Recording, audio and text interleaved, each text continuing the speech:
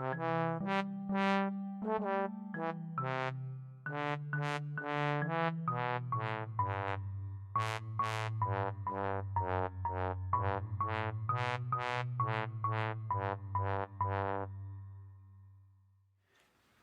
good morning. Oh, good morning, Michael. How are you? I'm well. How are you? Oh, not too bad. Good. Not too bad. Good to hear. Good to hear. Well, so preliminaries and again, just with just want to make sure harm, self-harm. I trust everything's well. No, all good. Well, actually, did you see the photo? I did, and this is why I wanted to. Yes. So you noticed that my leg's strapped up?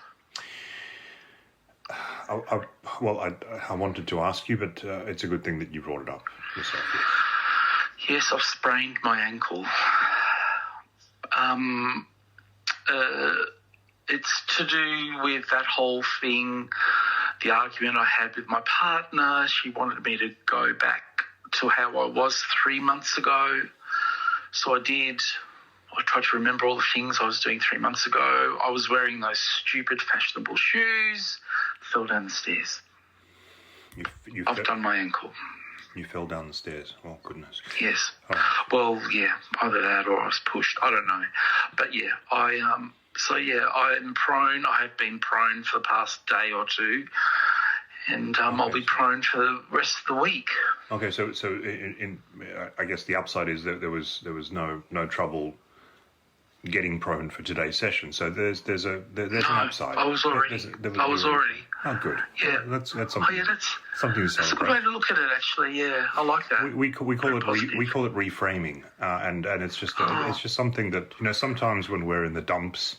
Yes. Like when we've been pushed down some stairs and we've, broken something or been hurt or, someone's hurt us, for example. Yes. And, but there's always, there's a rainbow out there and there's like, a little pot of gold, which, that's not really true, but you can imagine it. And you just... reframing it. Yeah, I wish I had known about this sort of approach when I was dealing with my friend's, the farmer's wife from King Island, because there's lots of ways you could reframe these headaches she's talking about. I don't think it's anything to do with what happened that night. It keeps coming back to me. But anyway, that's what it is. So anyway, I've got a sprained ankle. I'm prone on the couch. But it's a good day. It's a good day. Well, that's good to hear. But back to what you just said. Just reframing. I wouldn't be quite so dismissive. I mean, when you say it's got nothing to do with what happened on that day. I mean, obviously it does. I mean, you shot the poor woman in the face. Let's face it. Let's not. Just brush that under the carpet, so to speak. Yes. But look, I don't want to burden you with whatever else you've got going on. But also we've just got to face up to these things and take ownership of certain stuff, as I'm sure your partner does, having pushed you down the stairs. Is she bringing you? Is she feeding you? Are you able to get up and fetch yourself like food and water and stuff? Or are you... Yeah. No, I'm very, very well looked after. Right. And that's all good. It's just annoying, so annoying. This sort of, when you're in, you can't sort of move around the way you did. I mean, I could never really move around that fast, but it's sort of, it's kind of even worse now. But you sort of your mind wanders when you're prone. Do you find that?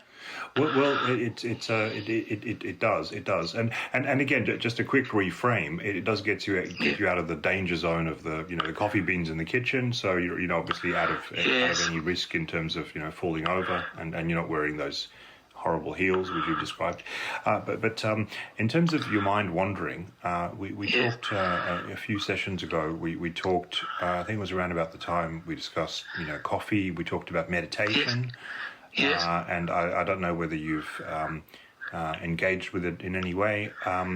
Really, that's entirely up to you, and it's not really for me to set you those kind of tasks. But one thing that we haven't really discussed, because you come to the sessions regularly, discussing, feeling anxious, and there's kind of an assumption on your part of, having anxiety by default. And something that I wanted, because you also talked about this thing of, going back three months, and Yes. and the funny thing is when you first said it, when I first heard it, the way you said it, it sounded like your partner wanted you to go back to being a 3-month-old human being. Yes. Strange. Which I thought, like a child, like a baby. Well, yeah, and I thought, like, I don't know whether she's of childbearing age, or why she wanted you to be a baby, but then I realised I misunderstood, or maybe it was just something that you were projecting. And look, the whole thing just got really very, very. Maybe I was just. Yeah. No, it wasn't. It was. I mean, that's interesting. I just no, she didn't want me to regress to being a 3-month-old. She wanted me to regress to the time before I started therapy, because she thought she liked that person better. Right. So I did that. For the week or so, and in doing that, I've actually sprained my ankle. So the outcome of regressing has meant I'm injured, and I tried to explain that to her, and she's like, "Oh, well, if you didn't wear those stupid shoes," and I said, "Well, that's what I was wearing 3 months ago. It's fast fashion. You've got to change with the times. Right. You've got to be up with it. I mean, I want to be up with it. I want to be up with it. Right. Groovy." But now all she's ended up with is a regressive invalid, which is really what she was looking for, obviously. But listen, back to my point. So this anxiety thing. The thing that I've learned in my studies, it's a real oversimplification, but I found it quite useful. I think simple's good. For the likes of us, I agree. I tend to agree.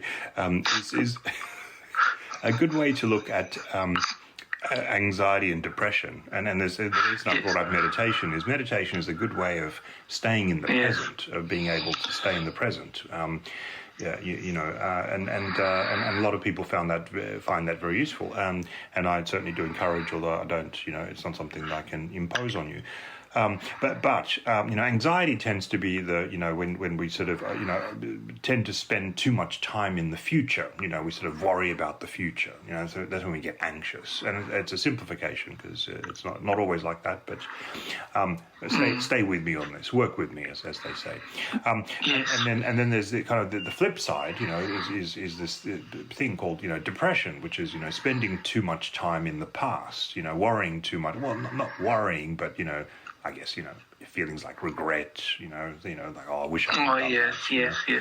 And so, you've brought up and you've come and said, look, I've been feeling anxious, and, well, and things, it's how you interpret your feelings.